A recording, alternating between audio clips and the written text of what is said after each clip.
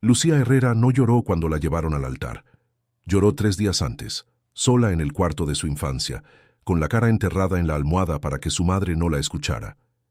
Lloró con rabia, con los puños apretados contra la tela desgastada, con ese llanto que no pide permiso ni consuelo. Lloró hasta que no le quedó nada adentro, y cuando terminó, se limpió la cara, se miró al espejo y se hizo una promesa. Que me obliguen a entrar en esa casa, pero no me van a quitar mi voluntad. Así que el día de la boda, Lucía Herrera caminó hacia el altar con la espalda recta, el mentón levantado y los ojos secos. Llevaba un vestido que no había elegido, flores que no había pedido y un apellido que estaba a punto de cambiar por deuda ajena. La iglesia era la más grande del pueblo. Naturalmente, la familia de la Vega no hacía nada en pequeño. Los bancos estaban llenos, pero nadie había venido por amor. Habían venido a mirar, a murmurar, a llevarse el chisme de que la hija del deudor se casaba con el heredero ciego. Lucía lo sabía, lo sentía en cada par de ojos que la seguían desde los laterales de la nave, pesados como piedras. Avanzó despacio. El órgano tocaba algo solemne que a ella le sonó a sentencia, y entonces lo vio. Álvaro de la Vega estaba de pie al final del altar, y Lucía tuvo que hacer un esfuerzo consciente para no detenerse en medio de la nave. No lo esperaba así. Lo había visto apenas un instante, semanas atrás, cruzando el pasillo de la mansión durante la reunión por la deuda. Había sido un segundo, una figura alta y seria que desapareció por una puerta. No había tenido tiempo de fijarse, pero ahora lo tenía a pocos metros, inmóvil, impecable en su traje oscuro, con una mano apoyada con naturalidad en el brazo del hombre que estaba junto a él. Tenía el rostro levantado hacia un punto indefinido por encima del altar, y en esa postura había algo que Lucía no supo nombrar de inmediato. No era rendición, no era resignación, era dignidad. Una dignidad quieta, casi feroz. Era joven, demasiado joven para parecer tan contenido. Y era, Lucía necesitó un segundo para aceptarlo, devastadoramente atractivo. No, se dijo. No. Siguió caminando. Cuando llegó a su lado, él giró levemente la cabeza, no hacia ella, hacia el sonido de ella, hacia el roce suave de su vestido, hacia sus pasos sobre el mármol, hacia el perfume leve que el aire le llevó, y entonces hizo algo que Lucía no esperaba. Le ofreció la mano, no con torpeza, no con inseguridad, con la misma calma serena con que llevaba el resto del cuerpo, la palma abierta, extendida hacia ella, esperando. Lucía se la tomó, con rigidez, con los dedos tensos como alambres, y él, al primer contacto de su piel, cerró los ojos un instante, solo un instante, como si acabara de recibir algo que no sabía que iba a recibir. El sacerdote empezó a hablar. Lucía no escuchó nada. Tenía la vista fija al frente, la mandíbula apretada, contando los segundos. Entonces, entre una frase y la siguiente del sacerdote, él se inclinó levemente hacia ella, solo lo suficiente para que su voz llegara baja, casi privada entre los dos. «Perdóname», dijo. «Sé que no estás aquí por voluntad propia». Lucía no respondió, porque no había ensayado para eso. Había ensayado para la frialdad, para el desprecio, para el hombre poderoso que la tratara como lo que era, una transacción. Había construido muros para eso. No los había construido para un hombre que le pidiera perdón en el altar. Y sí, queridos oyentes, hay matrimonios que empiezan con flores, promesas y champán. Este empezó con una deuda, una amenaza y una novia que esa mañana había decidido seriamente prender fuego al ramo. El amor, como siempre, eligiendo las entradas menos normales. Si ya quieren saber cómo termina todo esto, dejen su like y suscríbanse al canal. Porque esta historia recién empieza, y hay amores que no se miran, se sienten. Pero para entender cómo llegaron hasta ahí, hay que volver 9 años atrás. El día que Álvaro de la Vega perdió la visión, el sol pegaba fuerte sobre el campo y los caballos olían a tierra caliente. Era una tarde de mayo. Él tenía 15 años y todo el mundo a sus pies. No es una exageración, era literalmente así. Heredero de la familia más poderosa de la región, jinete desde los 7 años, estudiante brillante que leía a Cervantes en voz alta sin tropezar en ningún verso. Los hombres de la hacienda de la Vega lo saludaban con respeto genuino, no solo por miedo al apellido. Las mujeres del pueblo decían que iba a ser el hombre más guapo de la comarca cuando terminara de crecer. Su padre lo observaba montar con ese gesto cerrado que en él era la máxima expresión del orgullo. Álvaro lo sabía, y le gustaba saberlo, con esa honestidad que solo tienen los jóvenes que todavía no han aprendido a disimular. Esa tarde entrenaba en el picadero abierto. La yegua se llamaba Duna, era alazana, y tenía un carácter que combinaba perfectamente con el suyo. Orgullosa, precisa, capaz de cosas hermosas cuando se le pedía bien. El ejercicio era una secuencia de saltos que él ya conocía de memoria. La había repetido decenas de veces. El cuerpo lo hacía solo, con esa gracia que viene de haber hecho algo tantas veces que ya no es pensamiento sino instinto. Nadie supo después con certeza qué pasó. Quizás algo asustó a Duna en el último instante, quizás un sonido, una sombra, un cambio de viento. El caso es que la yegua giró la cabeza en el momento equivocado y Álvaro perdió el equilibrio en el aire. La caída fue rápida. El golpe, en cambio, pareció eterno. Lo que Álvaro recordaría después no era el dolor exacto. Recordaría el silencio repentino, el cielo que estaba ahí un segundo y de pronto dejaba de estar, y la tierra que subía hacia él antes de que pudiera hacer nada. Luego nada. Después voces, muchas voces. La de su madre encima de todas las demás, rota de una manera que él nunca le había escuchado. El hospital. Las luces que iban y venían. Los médicos que hablaban entre ellos con esa precisión técnica que tiene algo de crueldad cuando uno está al otro lado. Y finalmente, el médico joven que se sentó frente a sus padres y dijo lo que dijo. Lesión severa en ambas retinas, daño irreversible, pérdida de la visión. Su padre escuchó en silencio. Su madre hizo un sonido que Álvaro recordaría toda su vida. Él estaba en la cama con los ojos vendados y escuchó todo perfectamente. Y lo primero que pensó, lo primero antes del miedo, antes de la rabia, antes de nada, fue, ya no van a mirarme igual. Tenía razón. Los meses que siguieron fueron una transformación lenta y brutal en la manera en que el mundo se relacionaba con él. La gente que antes lo miraba con orgullo, ahora lo miraba con pena. Los hombres de la hacienda que antes lo saludaban a los ojos, ahora bajaban la vista, como si mirarlo fuera incómodo. Los amigos que tenía dejaron de visitarlo de a poco, primero con excusas, luego directamente con el silencio de los que no saben qué decir y eligen no decir nada. Y su padre, don Rodrigo de la Vega, no era un hombre que mostrara sus emociones. Pero Álvaro aprendió en esos meses a leerlo por otros canales, por la manera en que entraba a la habitación sin sentarse, por las reuniones de la hacienda a las que dejó de invitarlo, por la forma en que empezó a hablar del futuro de la familia, sin incluirlo en la frase. Lo habían bajado del mapa, sin decírselo, sin una conversación directa, porque don Rodrigo nunca hacía nada de frente cuando podía hacerlo de costado. Su madre, en cambio, lo amaba con una intensidad que a veces lo asfixiaba, lo sobreprotegía, le organizaba la vida, le elegía la ropa, le coordinaba los horarios, le despejaba el camino antes de que él pudiera intentar recorrerlo solo.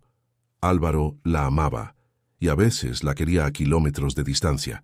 Lo que nadie de su familia entendió, ni su padre frío, ni su madre controladora, fue que lo que a él más le dolía no era la oscuridad. La oscuridad era un hecho, una realidad nueva que había que aprender a habitar.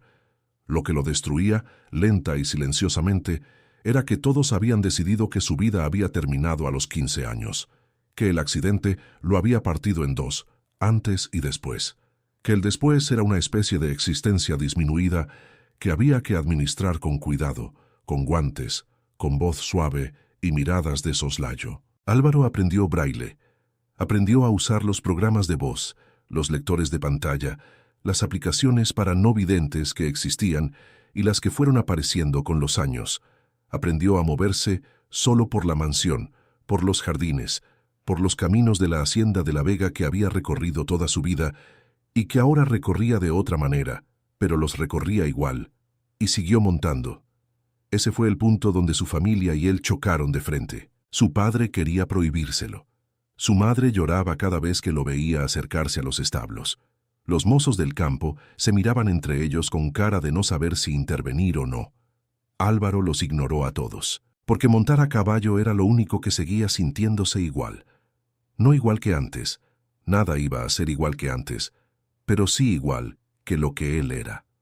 El cuerpo del animal debajo de él, el movimiento que conocía en los huesos, el olor del pelo mojado y el cuero del sillín, el viento en la cara que le decía la velocidad y la dirección.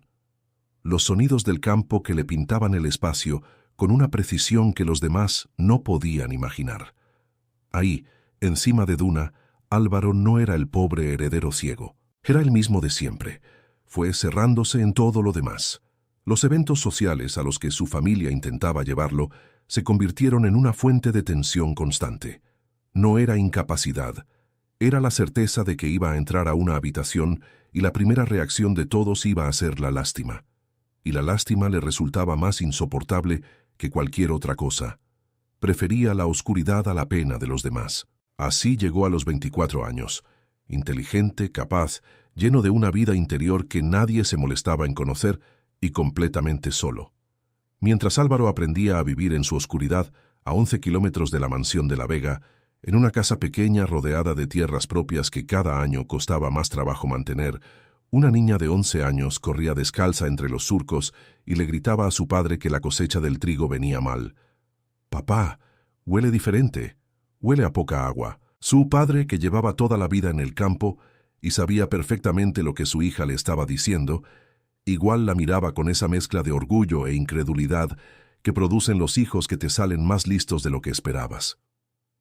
«Anda a la casa, Lucía». «Que viene mal, papá». A la casa. Vino mal. Como ella había dicho.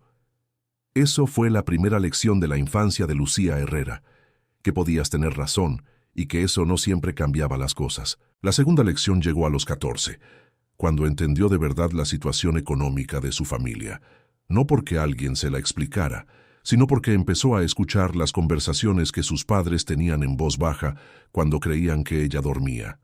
La deuda con los de La Vega. No era una cifra concreta al principio. Era una presencia, un peso que se colaba en las conversaciones, que cambiaba el humor de su padre, que hacía que su madre revisara los números del cuaderno con esa expresión que Lucía aprendió a temer. Con el tiempo entendió los detalles. Las malas cosechas habían sido el principio, sí, pero don Rodrigo de la Vega no era el tipo de hombre que simplemente prestaba dinero. Era el tipo que prestaba con intereses que crecían y condiciones que cambiaban, y cláusulas que nadie terminaba de entender del todo hasta que ya era demasiado tarde. Su padre era un buen hombre, no era un hombre astuto, y don Rodrigo coleccionaba a los hombres buenos como deudores, no solo a los Herrera. En la región entera había familias que le debían algo: dinero, favores, silencios, obediencia. Había construido su poder con la misma paciencia con que se construye una trampa, despacio, sin que nadie pudiera señalar el momento exacto en que el alambre se cerró.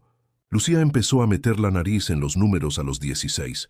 Al principio su padre se resistía, con esa mezcla de orgullo y amor que hacía difícil saber cuánto era genuino y cuánto era miedo. Pero Lucía era constante y convincente, y tenía una claridad para los números que a veces asustaba. A los 18 ya negociaba directamente con algunos proveedores. Detectó que uno de los distribuidores los estaba cobrando de más desde hacía 2 años. Lo enfrentó.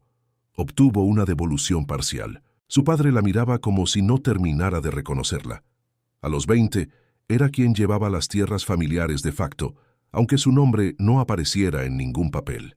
Y la situación con la deuda de La Vega había llegado a un punto donde ya no había más maniobras posibles.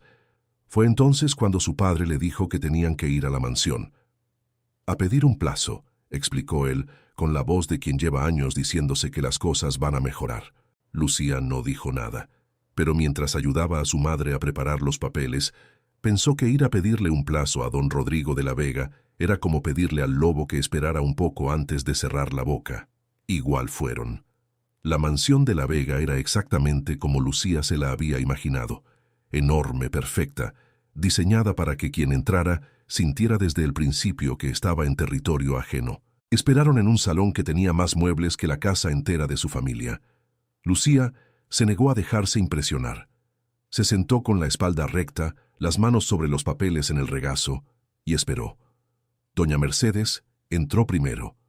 Lucía no esperaba a la madre, esperaba al padre, al hombre de quien todo el mundo hablaba con ese tono que mezcla el respeto y el miedo. Doña Mercedes de la Vega era una mujer de unos 50 años, elegante, con la eficiencia de quien lleva toda su vida haciéndolo. Entró al salón y antes de sentarse, antes de saludar, antes de hacer nada, se detuvo un segundo a mirar a Lucía. No a los padres de Lucía, a Lucía. Lucía aguantó la mirada sin bajarla. Mercedes tomó asiento. La conversación fue lo que Lucía esperaba. Educada en la superficie, implacable por debajo, los números, las fechas, los plazos vencidos, el tono de quien tiene todo el poder en la habitación y lo sabe, y precisamente por eso no necesita levantarlo. Lucía intervino 2 veces. La primera para corregir una cifra que Mercedes había citado incorrectamente, o que había citado incorrectamente a propósito, que era peor. La segunda para señalar que uno de los intereses aplicados no correspondía con el contrato original. Silencio. Mercedes la miró con una expresión que Lucía no supo descifrar del todo. No era enojo, no exactamente. Fue en ese momento cuando se abrió la puerta lateral del salón. Álvaro. Lucía lo vio cruzar la habitación con paso seguro, una mano rozando apenas el respaldo de un sillón mientras pasaba, calibrando el espacio con una naturalidad que ella no esperaba. Llevaba ropa informal, venía del exterior, olía a campo, a caballo, a aire fresco, y tenía una expresión ligeramente distraída de quien no esperaba encontrar visita. Se detuvo. «Perdón», dijo, en dirección a su madre. «No sabía que estabas en reunión». «No importa», dijo Mercedes. «Ya terminamos por hoy». Álvaro asintió levemente. Giró para salir, y en ese giro, Lucía tuvo la extraña sensación de que él había notado que ella estaba ahí, no de la manera en que uno nota a una persona mirándola, de otra manera, una inclinación mínima de la cabeza, una fracción de segundo de atención orientada hacia donde ella estaba sentada, luego desapareció por donde había venido. Lucía no le preguntó a nadie quién era. Tenía una sospecha y no quería confirmarla ahí, en esa habitación, con la cara de Mercedes mirándola, pero lo recordó. Lo que Mercedes hizo después de que salieron los Herrera fue irse a su cuarto y quedarse sentada frente a la ventana durante un buen rato. Había visto lo que necesitaba ver. La chica no había bajado la cabeza, no había temblado, no había suplicado, había corregido un número con la misma tranquilidad con que se corrige a un alumno que se equivocó en la pizarra. Y no había mirado a Álvaro con lástima. Eso fue lo que decidió todo. No la lástima que faltaba, sino la ausencia de ella. Mercedes pensó en su hijo encerrado en esa mansión, con sus libros de audio y sus caballos, y su orgullo herido, que no sabía cómo sanar. Pensó en todos los años que llevaba sin escucharle una carcajada real. Pensó en el miedo que la carcomía de que Álvaro terminara solo para siempre, no por incapacidad, sino por el peso de creer que nadie querría quedarse. Y tomó una decisión que era simultáneamente un acto de amor y un abuso de poder. Esas 2 cosas a la vez, sin que una cancelara a la otra. La propuesta llegó 2 semanas después en una carta, breve, formal, casi quirúrgica en su precisión. Había una manera de saldar la deuda completamente, una sola, el matrimonio entre Lucía Herrera y Álvaro de la Vega. Lucía leyó la carta 3 veces. La cuarta vez no la leyó. La sostuvo en la mano y miró por la ventana las tierras de sus padres, ese pedazo de tierra roja y trabajada, que era todo lo que su familia tenía y todo lo que podían perder. Su padre no le dijo que tenía que hacerlo. Le dijo que él encontraría otra manera, con la voz rota de quien sabe que no hay otra manera. Lucía dobló la carta. «Diles que sí», dijo, y se fue a su cuarto a llorar 3 días antes de la boda. La recepción fue larga, ruidosa, perfectamente organizada y completamente ajena a los 2 protagonistas. Álvaro cumplió con cada protocolo con una cortesía impecable que Lucía fue aprendiendo a leer. No era indiferencia, era armadura. El mismo tipo de armadura que ella llevaba puesta, aunque la de él era más antigua y más trabajada. Cuando finalmente se retiraron, entre murmullos y miradas de los invitados que Lucía sintió en la nuca como agujas, y la puerta del dormitorio se cerró detrás de ellos, el silencio que quedó fue de una calidad extraña, no incómodo exactamente, denso. Álvaro se quedó quieto un momento, orientándose. Lucía lo observó hacer ese cálculo silencioso, la posición de los muebles, la distancia a la ventana, la distribución del espacio, con una eficiencia tan discreta que si no hubiera estado prestando atención, no lo habría notado. Se sacó el saco. Lo dejó sobre el respaldo de una silla con una precisión que le dijo a Lucía que sabía exactamente dónde estaba esa silla. «Hay una sala adjunta», dijo él sin girarse hacia ella. «Si prefieres, puedo quedarme allí esta noche, esta semana, el tiempo que necesites». Lucía tardó un segundo en procesar eso. ¿Por qué harías eso? Él sí se giró entonces, no hacia sus ojos. Eso Lucía ya lo estaba entendiendo, que él giraba hacia los sonidos, hacia las voces, sino hacia ella en general, con esa atención particular que tenía su cara cuando escuchaba. «Porque esta casa ya te quitó demasiadas decisiones», dijo. «No voy a quitarte una más». Lucía no respondió de inmediato. Había construido una versión de ese hombre en su cabeza durante semanas, una versión que le resultaba más fácil de manejar, arrogante, distante, ajeno a lo que significaba lo que habían hecho con ella. Esa versión no le decía eso. No con esa voz, no con esa calma que no era frialdad, sino algo distinto, algo que ella todavía no sabía nombrar. «Me voy a quedar», dijo ella finalmente. Él asintió. «Bien». Se quedaron en silencio otro momento. Lucía se sentó en el borde de la cama. Él se quedó de pie junto a la ventana, con las manos en los bolsillos, y ella tuvo la sensación nítida de que él también estaba calculando algo. No el espacio esta vez, otra cosa. «Puedo escuchar cuando estás nerviosa», dijo él de pronto. «No estoy nerviosa. Respiras diferente». Lucía abrió la boca y la cerró. «Eso es», dijo él, y había algo en su voz que podría haber sido humor, apenas en el borde. «Exactamente eso». Esa noche no ocurrió nada que el mundo esperaba que ocurriera. Durmieron en el mismo cuarto, en la misma cama, con una distancia entre ellos que era física, y también era todo lo demás. Pero antes de que el silencio se volviera sueño, Lucía escuchó su voz en la oscuridad. «Lucía». «¿Qué?» «Mañana, si quieres, te muestro la hacienda, el campo, los establos». Una pausa. «Entiendo si no te interesa». Lucía miró el techo que no podía ver en la oscuridad. «Me interesa», dijo. El sol todavía estaba bajo cuando Lucía bajó a la biblioteca. Álvaro ya estaba ahí. Lo encontró sentado frente al escritorio con unos auriculares en el cuello y una taza de café entre las manos, escuchando algo en el lector de pantalla que apagó en cuanto la oyó entrar. «Buenos días», dijo él. «Buenos días». Lucía se sentó frente a él. Puso las manos sobre la mesa. Respiró. «Antes de revisar nada de la hacienda, necesito ver otra cosa». Él esperó. «La deuda de mis padres». Lo dijo directo, sin rodeos, con la voz de quien lleva semanas guardando esa frase. «Quiero verla cancelada por escrito, con firma y sello, antes de cualquier otra conversación». Álvaro no se ofendió, no frunció el ceño, no hizo ese gesto que hacen los hombres poderosos cuando alguien los trata como si pudieran mentir. Solo asintió. «Es lo correcto», dijo. «No es una pregunta». «Lo sé». Una pausa breve. «Mañana vendrá el abogado. Le diré que traiga el documento de cancelación como primera prioridad». Levantó levemente la cabeza hacia donde ella estaba. «Si mi apellido fue usado para encerrarte, al menos puede servir ahora para liberar a tu familia». Lucía lo miró durante un momento, buscando algo en esa cara serena, ironía, condescendencia, la sombra de alguien que cede porque no le queda más remedio. No encontró nada de eso. Encontró a alguien que entendía exactamente lo que ella le estaba diciendo. El abogado llegó al día siguiente. Lucía estuvo presente en toda la reunión, cosa que claramente no era la costumbre en esa casa. El hombre, un señor de pelo blanco que llevaba décadas sirviendo a la familia de la Vega, la miró un par de veces con una expresión que mezclaba la sorpresa y la incomodidad.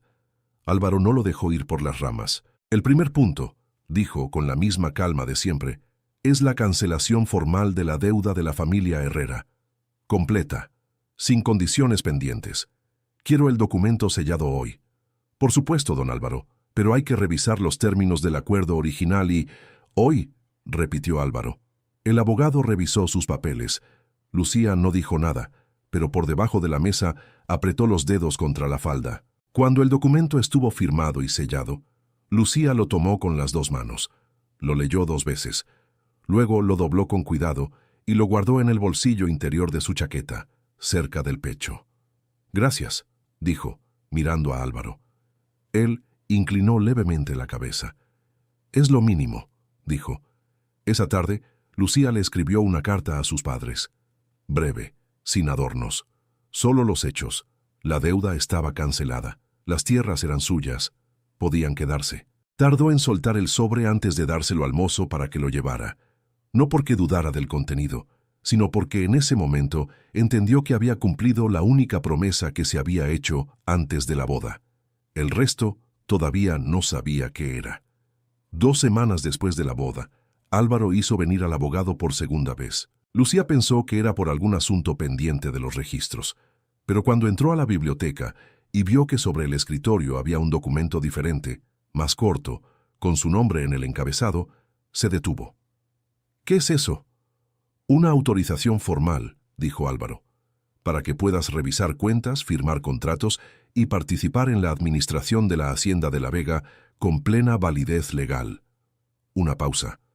«Tu firma junto a la mía, con el mismo peso». Lucía no dijo nada por un momento. «No tienes que hacer esto», dijo finalmente. «Lo sé». Álvaro giró la cabeza levemente hacia donde ella estaba. «Pero no quiero que trabajes desde la sombra. Si vas a sostener esto conmigo, tu nombre tiene que estar donde corresponde». Lucía se acercó al escritorio. Leyó el documento despacio, línea por línea. Era exactamente lo que él había dicho. Claro, sin trampas, sin cláusulas escondidas. Firmó, y desde ese día, su nombre apareció en cada papel importante de la Hacienda de la Vega. Los primeros días habían sido una negociación constante y silenciosa entre los dos. Lucía aprendía los espacios de la mansión. Era grande, pero tenía una lógica, y Álvaro se la fue explicando con una precisión que era también una forma de compartir su mundo. Él aprendía a ella, el sonido de sus pasos, diferentes cuando estaba pensando y cuando estaba enojada. La temperatura de su voz cuando algo la preocupaba, el silencio específico que hacía cuando estaba a punto de decir algo difícil. La Hacienda de la Vega era extensa y hermosa y estaba siendo mal administrada. Lucía lo detectó en días, no de golpe. Fue acumulando detalles, un proveedor que cobraba más de lo acordado en los registros que Álvaro le leyó en voz alta cada noche. Un capataz que tardaba en rendir cuentas y cuyas explicaciones no cuadraban. Una partida de ganado que, según los papeles, había sido vendida a un precio que no correspondía con el mercado de esa época. «Álvaro», dijo una noche con los papeles desplegados frente a ella en la biblioteca, «dime, alguien te está robando». Silencio. «¿Cuánto?», preguntó él. «Todavía no sé. Bastante». Él se recostó en el sillón con esa postura que Lucía ya reconocía, la de cuando estaba procesando algo serio, con la cabeza ligeramente inclinada y los dedos quietos sobre el reposabrazos. «¿El capataz?». «Posiblemente, no solo él. Necesito que me leas los registros del último año, todo. Empezamos mañana». Pasaron semanas trabajando juntos en la biblioteca cada noche, con Lucía leyendo columnas de números y Álvaro escuchando con una concentración que a veces la dejaba sin palabras. Él recordaba cifras de conversaciones de meses atrás, conectaba datos que ella no había relacionado. Tenía una memoria auditiva de la Hacienda, de sus movimientos, sus ritmos, sus anomalías, que era más precisa que cualquier archivo. «¿Cómo sabes eso?», le preguntó ella una vez cuando él relacionó el nerviosismo de un empleado en una reunión con un número que no cerraba en los registros de 3 meses atrás. «Escucho cómo respira la gente cuando miente», dijo él, «y cómo cambia el peso en los pies cuando están incómodos». Lucía lo miró un momento. «Eso es inquietante. Para los que mienten, sí». La escena con el capataz llegó un martes por la mañana. Álvaro lo había convocado. Lucía estaba presente, de pie junto a la ventana, con los brazos cruzados. El capataz, un hombre de unos 50 años, fornido, con 20 años en la hacienda, y la costumbre cómoda de no rendir cuentas a un patrón que no podía ver los papeles, Llegó con esa confianza de quien cree que el terreno le pertenece. Don Álvaro, saludó. ¿Algún problema? Hay una irregularidad en los registros de la venta de ganado del año pasado, dijo Álvaro, con la misma calma serena de siempre. 3 partidas que, según los papeles, se vendieron a un precio que usted reportó como precio de mercado. Pero ese no era el precio de mercado en esas fechas. Estaba un 18% por encima. El capataz miró a Lucía. Ella no dijo nada. Sostuvo la mirada. Con todo respeto, don Álvaro, dijo él cambiando levemente el tono. Hay decisiones que requieren ver los números directamente. El silencio que siguió duró exactamente 2 segundos. Curioso, dijo Álvaro, porque usted los ve todos los días, y aún así lleva 3 años robándole a mi familia. El capataz no respondió. Tiene hasta el viernes para devolverme una suma que calcularemos con mi esposa, continuó Álvaro. Después del viernes, el asunto pasa a otras manos. Usted elige. Lucía lo miró mientras el capataz salía de la habitación con los hombros caídos y la soberbia deflacada. Álvaro estaba completamente quieto, con las manos sobre el escritorio, esperando. ¿Cómo supiste la cifra exacta?, preguntó ella. Porque te escuché hacer el cálculo en voz alta hace 4 días, mientras revisabas los registros, dijo él. 18%. Lo dijiste en voz baja, casi para ti. Pero lo dijiste. Lucía necesitó un momento. Me escuchas todo, dijo. Todo, confirmó él. Si también sintieron que Álvaro acaba de recuperar algo mucho más importante que una hacienda, dejen su like, porque hay personas que no necesitan ver para darse cuenta exactamente de quién está mintiendo. Y seguimos. Doña Mercedes no era una mujer dada a la culpa. Había vivido demasiados años tomando decisiones difíciles como para que la culpa se le instalara fácil. Pero la culpa no siempre pide permiso. La primera vez que la sintió de verdad fue una semana después de la boda. Pasó por el corredor de la ala este y escuchó, a través de la puerta entreabierta de la biblioteca, la voz de Lucía leyendo en voz alta. Números, columnas de registros, y luego la voz de Álvaro haciendo preguntas, conectando datos, interactuando con una energía que Mercedes no le había escuchado en años. Se detuvo sin querer. Escuchó. Su hijo estaba riéndose de algo que Lucía había dicho. Una risa corta, genuina, sin el esfuerzo de las que producía en los eventos sociales para que todos estuvieran cómodos. Una risa que sonaba como él, como el muchacho de 15 años que era antes del accidente. Mercedes siguió caminando, pero algo se había movido dentro de ella. La segunda vez fue un atardecer en el jardín. Lucía estaba sola, sentada en el banco de piedra bajo el olivo, con una carta en las manos. Mercedes la observó desde la galería sin que Lucía la viera. La joven leía despacio. Luego dobló la carta. La sostuvo contra el pecho un momento con los ojos cerrados, y cuando los abrió, había algo en su cara que Mercedes reconoció. El alivio de quien finalmente puede soltar algo que llevaba demasiado tiempo cargando. Esa carta, supo después Mercedes, era la confirmación de que la deuda de los Herrera había sido cancelada. Y en ese momento, sentada en la galería mirando a esa muchacha que había traído a su casa como si fuera una pieza en un tablero, Mercedes sintió el peso de lo que había hecho con una claridad que no pudo ignorar. Había usado a esa chica. La había elegido, sí, con genuina intuición de que era exactamente lo que Álvaro necesitaba, pero la había elegido sin preguntarle, sin darle opción, con el poder de quien puede hacerlo y lo hace. El fin no justificaba el método. Eso lo sabía. Siempre lo había sabido en realidad, solo que ahora no podía seguir mirando hacia otro lado. El deseo llegó sin que ninguno de los dos lo declarara. Así suelen llegar las cosas que importan. Para Lucía fue gradual y molesto.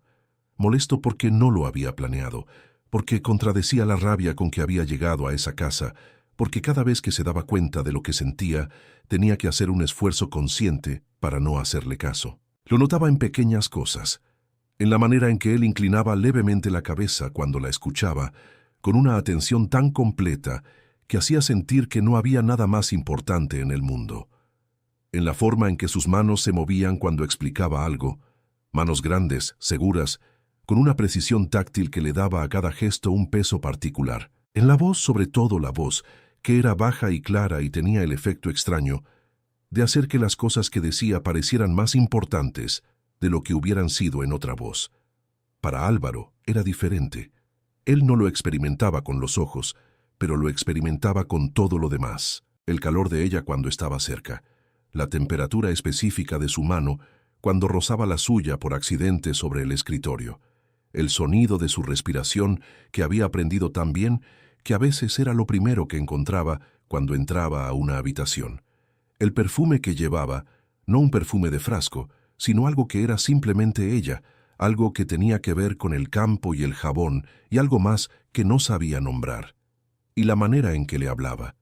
Eso quizás más que nada, porque Lucía Herrera era la única persona en su vida adulta que le hablaba sin ajustar el tono, sin esa suavidad de cristal que la gente usaba con él, como si las palabras normales pudieran lastimarlo. Le discutía cuando no estaba de acuerdo. Le decía directamente cuando algo le parecía mal. Se reía de cosas que decía sin el segundo de duda que tenían los demás. Lo trataba como a un igual.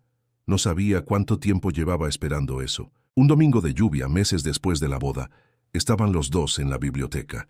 Ella leía en voz alta. Él escuchaba.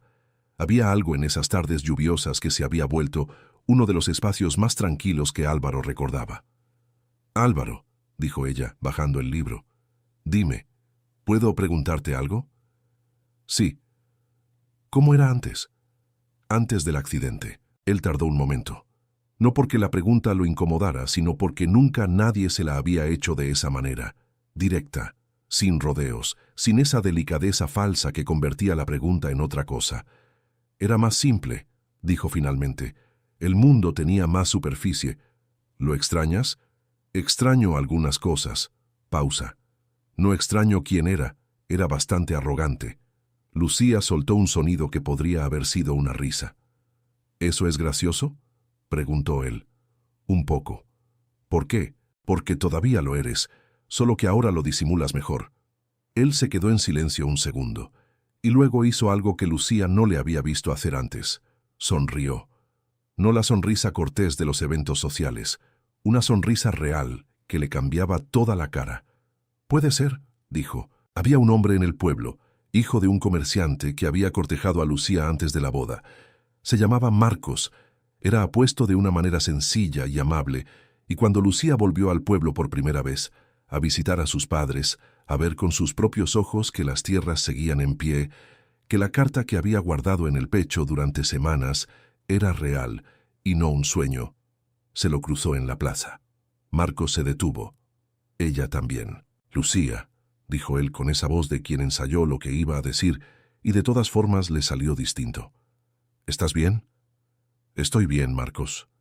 Si alguna vez necesitas algo». No terminó la frase. Lucía lo miró. Pensó en lo que esa frase significaba. Y pensó, sin quererlo, en la voz de Álvaro diciéndole, «No voy a quitarte una más». «Gracias», dijo ella. «Estoy bien». Esa noche, cuando Lucía volvió a la mansión y le contó cómo había ido la visita a sus padres, Álvaro escuchó con esa atención particular suya. Cuando ella mencionó que había visto a alguien del pueblo, se produjo un silencio de una fracción de segundo que ella notó. Solo una fracción, pero lo notó. «¿Quién?», preguntó él, con una neutralidad demasiado perfecta. «Marcos Fuentes, el hijo del comerciante». Otro silencio. «¿Está bien?» «Sí», dijo Lucía y tuvo que esforzarse para no sonreír. «Está bien, no fue una conversación que Lucía buscara. Ocurrió una noche en que ambos habían bebido un poco más de la cuenta después de una cena con los administradores de la hacienda que había salido bien. La primera que salía bien en meses, y estaban sentados en el suelo de la biblioteca, con la botella de vino entre ellos y la sensación de haber logrado algo que valía la pena. «¿Puedo preguntarte algo?», dijo Álvaro. «Tú siempre preguntas si puedes preguntar, y luego preguntas igual. Es cortesía. Es ritual», dijo Lucía. «Pero sí, pregunta». Él tardó un momento. «¿Alguna vez te preguntaste cómo es que yo llegué así al matrimonio?» Lucía no dijo nada. Esperó. «No tengo», dijo él despacio, «experiencia con esto, con ninguna parte de esto». «¿Con la hacienda?» «Con las personas», dijo él. «Con las mujeres». Una pausa. Contigo. Lucía lo miró. Él tenía la cabeza levemente inclinada como cuando estaba en territorio incierto pero no quería retroceder. Nadie, dijo él, me deseó nunca sin compasión. Después del accidente, el mundo decidió que yo no era un hombre al que se deseaba, que era un hombre al que se cuidaba, al que se tenía lástima. Y yo lo dejé decidir, porque era más fácil encerrarse que insistir en ser algo que nadie veía. Lucía no lo interrumpió. No sé cómo se toca a una mujer que no quiero asustar, dijo él. No sé cómo se desea sin parecer egoísta. No sé cómo pedir algo que nunca me atreví a creer que alguien querría darme. El silencio que siguió no fue incómodo. Fue el silencio de las cosas que finalmente ocupan el espacio que les corresponde. ¿Y yo te asusto?, preguntó Lucía. Él tardó. Al revés, dijo. Eso es peor. Lucía dejó el vaso en el suelo. Se quedó mirándolo un momento. Este hombre que se había encerrado en la oscuridad no por incapacidad, sino por dignidad herida, que había aprendido a leer el mundo por otros sentidos y a veces lo leía mejor que los que tenían todos intactos, que le había dicho no voy a quitarte una más la primera noche. Entonces no lo hagas perfecto, dijo ella. Hazlo honesto. Lo que pasó esa noche no fue urgente ni torpe. Fue lento y cuidadoso, y lleno de esa clase de tensión que viene de cuando dos personas finalmente se permiten lo que llevaban tiempo queriendo. Él la tocó como si estuviera aprendiendo un idioma que no existía en ningún libro. Las manos grandes y seguras que ella ya conocía del trabajo, que sabían exactamente lo que tocaban, ahora eran diferentes. Más despacio, más atentas. Lucía le guió la mano hacia su cara una vez y sintió cómo él contenía la respiración al contacto, como si ese gesto fuera algo que hubiera esperado sin saber que lo esperaba. «Lucía», dijo él, muy bajo. «Estoy aquí», dijo ella, y la respiración de él cambió. El calor de sus manos recorriéndole el cabello, la nuca, la curva del hombro. Ella cerró los ojos y sintió cada punto de contacto con una intensidad que no esperaba, como si la oscuridad de él se le hubiera contagiado de la mejor manera posible, haciendo que todo lo demás, el tacto, el calor, el olor de su piel, ocupara el lugar donde antes estaban los pensamientos. Y así fue. La mañana siguiente, la luz entraba por las ventanas de la biblioteca donde habían terminado por quedarse dormidos, y Lucía abrió los ojos antes que él. Lo observó dormir un momento, el rostro distendido, sin la armadura habitual. Más joven, más él. Pensó en la niña que había corrido entre surcos de tierra, diciéndole a su padre que la cosecha venía mal. Pensó en la mujer que había doblado una carta y dicho diles que sí, con la voz de quien cierra una puerta para que sus padres no pierdan lo que es de ellos. No había planeado esto, nada de esto, y sin embargo, hay historias que empiezan donde no deberían y terminan exactamente donde tienen que terminar. Esta es una de esas. Don Rodrigo de la Vega no era un hombre que perdiera el control de sus propiedades sin hacer algo al respecto. Durante meses había observado desde la distancia cómo su hijo y esa muchacha iban recuperando el control real de la hacienda de la Vega. Los proveedores corruptos habían sido reemplazados. El capataz había devuelto lo que debía y había sido despedido. Los empleados hablaban de don Álvaro con un respeto que antes no existía. Y Lucía aparecía en cada decisión importante. Su nombre en los documentos, su firma junto a la de su hijo, su presencia en las reuniones donde antes solo estaba él. Don Rodrigo convocó a Álvaro a su despacho una mañana. Álvaro fue solo. No le dijo a Lucía a dónde iba. «Esto no es un juego», dijo don Rodrigo sin preámbulos. «Esa muchacha no entiende cómo funciona esto». «Entiende perfectamente», dijo Álvaro. «Álvaro». El tono cambió. Se volvió más suave, más peligroso. «Yo administré esta hacienda cuando tú no podías. La mantuve». «La usaste», dijo Álvaro. «Hay una diferencia». Silencio pesado. «¿Qué quieres decir?» «Quiero decir que sé lo que pasó con las tierras del sector norte. Sé lo que pasó con los acuerdos de distribución que firmaste en mi nombre cuando yo tenía 17 años. Y sé que no todo ese dinero fue a la hacienda». Don Rodrigo no respondió. «No te estoy pidiendo que lo reconozcas», continuó Álvaro. «Te estoy diciendo que Lucía y yo administramos esto desde ahora, completamente, y que si hay algún intento de interferir en los papeles, en los contratos, en las personas que trabajan con nosotros, lo que sé se convierte en un problema mucho más grande para ti que para mí. Salió del despacho sin esperar respuesta.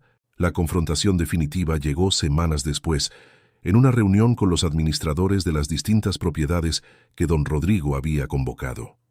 Una reunión a la que, por primera vez en años, también fue invitado Álvaro. O más bien, a la que Álvaro se invitó solo con Lucía a su lado.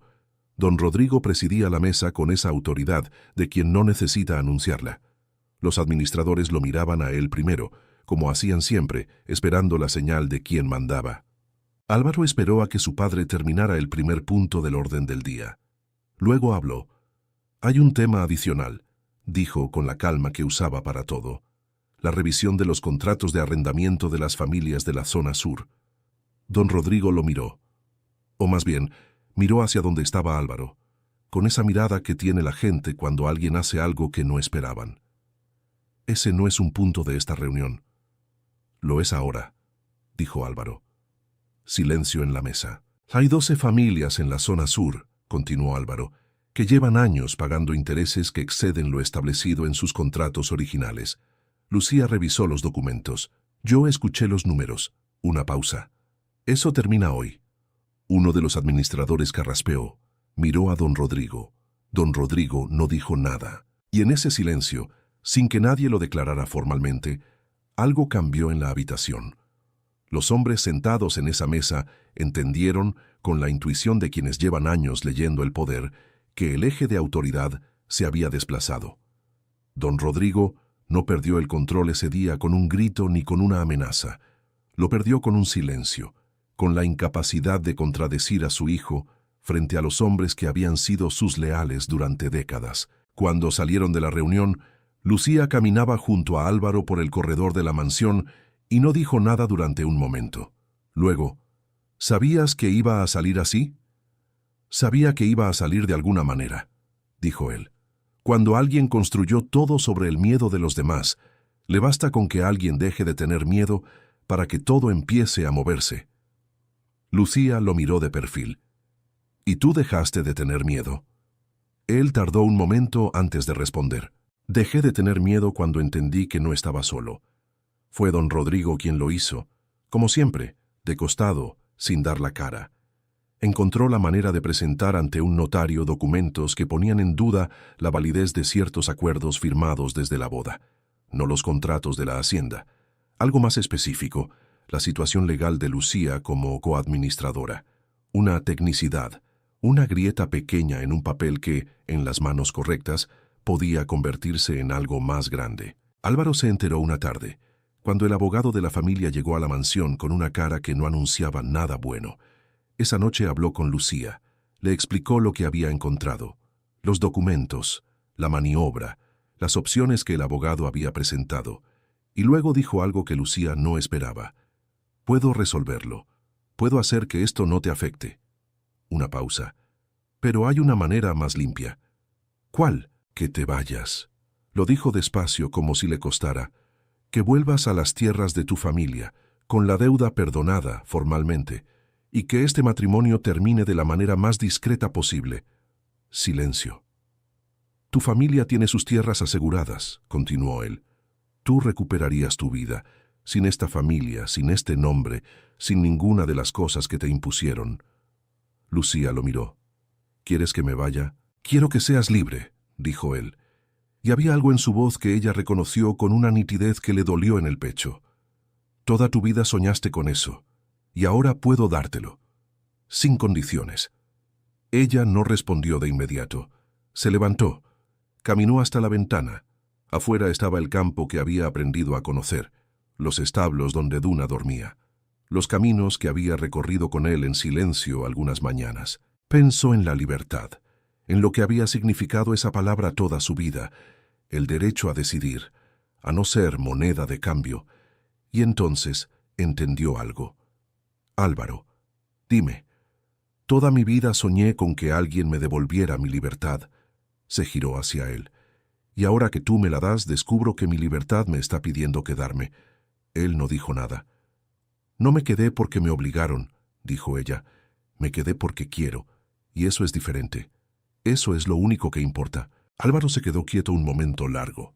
Luego, en voz muy baja: «Lucía». «¿Qué?» Ven aquí. Ella cruzó la habitación. Él la encontró antes de que llegara, con las manos que sabían dónde estaba ella sin necesitar verla, y la abrazó de una manera que no tenía nada de cortés ni de cuidadosa, que era simplemente real. Doña Mercedes pidió hablar con Lucía un domingo de otoño. Lucía fue, no con entusiasmo, pero fue. Se sentaron en el salón donde habían tenido aquella primera reunión, meses atrás. El mismo salón, la misma luz, las mismas sillas, pero todo lo demás era diferente.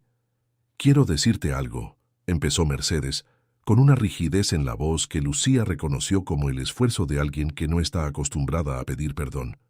«Y no quiero que lo tomes como excusa, porque no lo es». Lucía esperó. «Yo pensé que te estaba trayendo para salvar a mi hijo». Mercedes bajó la vista un momento. «Y ahora entiendo que nadie tenía derecho a usarte como remedio para una herida que no era tuya. Lo que hice estuvo mal, aunque lo haya hecho por amor». Silencio. «No te pido que me perdones», continuó Mercedes. «Te pido que sepas que lo sé». Lucía la miró durante un momento largo. Esta mujer que había movido piezas en un tablero sin preguntarle a las piezas si querían moverse, que lo había hecho desde el miedo y el amor en proporciones que seguramente ella misma no podía separar. «Lo sé», dijo Lucía finalmente. «Y también sé que tenías razón en algo». Mercedes la miró. «Que él necesitaba esto. No a mí específicamente, pero sí esto. Alguien que no lo mirara como una tragedia». Pausa. «Solo que eso no daba derecho a hacer lo que hicieron». «No», concordó Mercedes, con una voz que sonó como algo que se cierra. «No lo daba. No se abrazaron. No fue una reconciliación de película, pero cuando Lucía salió de ese salón, algo había cambiado en el peso del aire». Epílogo. Pasaron los años con esa velocidad particular que tienen los años felices, rápido en el recuerdo, lento en el vivir. Mateo llegó cuando Álvaro tenía 26 años y Lucía 22. Fue un parto largo, y Álvaro esperó afuera de la habitación durante horas con las manos entrelazadas, y esa quietud suya que no era tranquilidad, sino una forma de no derrumbarse. Cuando la comadrona le puso al niño en los brazos, un peso tibio y pequeño que respiraba con la concentración de quien acaba de inventar la respiración, Álvaro se quedó completamente inmóvil durante un segundo. Luego, muy despacio, exploró ese rostro con los dedos, la frente pequeña, la nariz diminuta, los ojos que todavía no sabían lo que eran los ojos. «Hola», dijo en voz muy baja. Inés llegó 2 años después, cuando Álvaro tenía 28 y Lucía 24. Desde pequeña tenía esa manera de acercarse a los caballos, despacio, sin miedo, con la misma paciencia de su padre, que hacía que los animales inclinaran el cuello hacia ella como si reconocieran a alguien de su especie. Clara llegó cuando Álvaro tenía 31 y Lucía 27, la más pequeña, la que heredó la risa de su madre, esa risa que llenaba las habitaciones sin pedir permiso, y los silencios de su padre. La hacienda de la Vega prosperó. Los empleados hablaban de don Álvaro y de doña Lucía juntos, como se habla de una sola cosa que tiene 2 partes. Ella era la que detectaba los problemas antes de que llegaran. Él era la memoria y la estrategia y la voz que negociaba con la serenidad de quien no tiene nada que probar. Las familias de la zona sur vieron revisados sus contratos, varias de ellas que habían vivido años bajo la presión de intereses que nunca terminaban de pagarse, recuperaron márgenes que creían perdidos para siempre. Nadie hizo un acto formal de eso.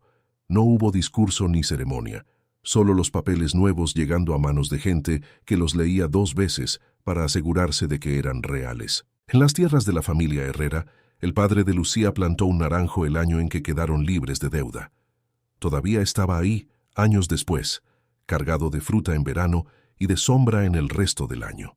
Don Rodrigo fue perdiendo influencia de la misma manera que la había acumulado, despacio, sin que nadie pudiera señalar el momento exacto. Al final, vivía en una de las propiedades secundarias, con el personal mínimo y el tipo de orgullo que queda cuando ya no tiene poder pero tampoco sabe ser otra cosa. No hubo gran confrontación final, solo el paso del tiempo y las consecuencias naturales de construir un mundo sobre el miedo de los demás. Doña Mercedes aprendió con los años a ocupar un espacio diferente en la familia. Más pequeño, más honesto. Jugaba con los nietos en el jardín con una torpeza encantadora que nadie le había visto antes. Mateo la llamaba abuela, con la facilidad de quien no sabe todavía que eso debería ser complicado. Un domingo de verano, Álvaro llevó a Mateo a los establos. El niño tenía 8 años, y la mezcla curiosa de audacia y cautela de los hijos que han crecido viendo a su padre hacer cosas que la gente dice que no puede hacer. ¿Puedo montarla?, preguntó Mateo, mirando a Duna, que ya era vieja y mansa, y seguía siendo la yegua de su padre. ¿Tienes miedo? El niño lo pensó con una honestidad seria. Un poco. Bien, dijo Álvaro. El miedo es información. Significa que estás prestando atención. Lucía los observaba desde la cerca. El sol de la tarde les daba a los dos de costado, a su hijo de 8 años y a su marido de 34, y había algo en ese cuadro que le apretó el pecho de una manera que ya conocía. Una especie de gratitud que todavía la sorprendía después de todos esos años. Inés llegó corriendo desde el jardín y se pegó a su pierna. «Mamá», Clara le tiró tierra al perro. «Clara», llamó Lucía sin moverse. «No fui yo. Eso lo dicen todos los que fueron». Desde los establos, Álvaro levantó levemente la cabeza, como hacía cuando los sonidos le armaban el mapa de donde estaba cada persona que le importaba. Lucía, Inés, Clara en el jardín, Mateo a su lado, todos presentes, todos reales. Esa noche, después de que los niños durmieran, Mateo se asomó al cuarto de sus padres con la pregunta que llevaba un tiempo guardando. «Papá, ¿qué haces despierto?» «Tengo una pregunta. Mañana. Es rápida». Álvaro suspiró con esa resignación afectuosa de los padres que saben que van a ceder.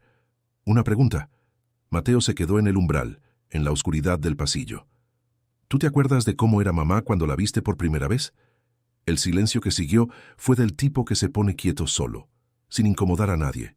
Lucía, sentada en la cama con un libro en el regazo, no dijo nada. Esperó. Álvaro encontró su mano en la penumbra, los dedos de él rodeando los de ella con esa certeza que no necesita ver para saber dónde está lo que busca. «Sí», dijo. «Perfectamente». Mateo esperó. «Olía a lluvia», dijo Álvaro despacio. Tenía las manos frías. Respiraba como una mujer que estaba a punto de declarar una guerra. Una pausa. Y aún así, fue lo más hermoso que entró en mi vida. Lucía sintió que la garganta se le cerraba de esa manera particular que ya no la avergonzaba. Mateo procesó eso con la seriedad de los niños que toman las cosas en serio. «¿Pero no la viste?», preguntó con esa honestidad sin crueldad que tienen los hijos. «No», dijo Álvaro. «Entonces, ¿cómo sabes que fue lo más hermoso?». Álvaro tardó un momento. Sus dedos apretaron un poco más los de Lucía. «Porque lo aprendí en la oscuridad», dijo. «Y lo que se aprende en la oscuridad no se olvida. ¿Alguna vez alguien te sorprendió mostrándote una parte de sí mismo que nadie más conocía? Una parte que te cambió la manera de verlo para siempre. Te leemos en los comentarios.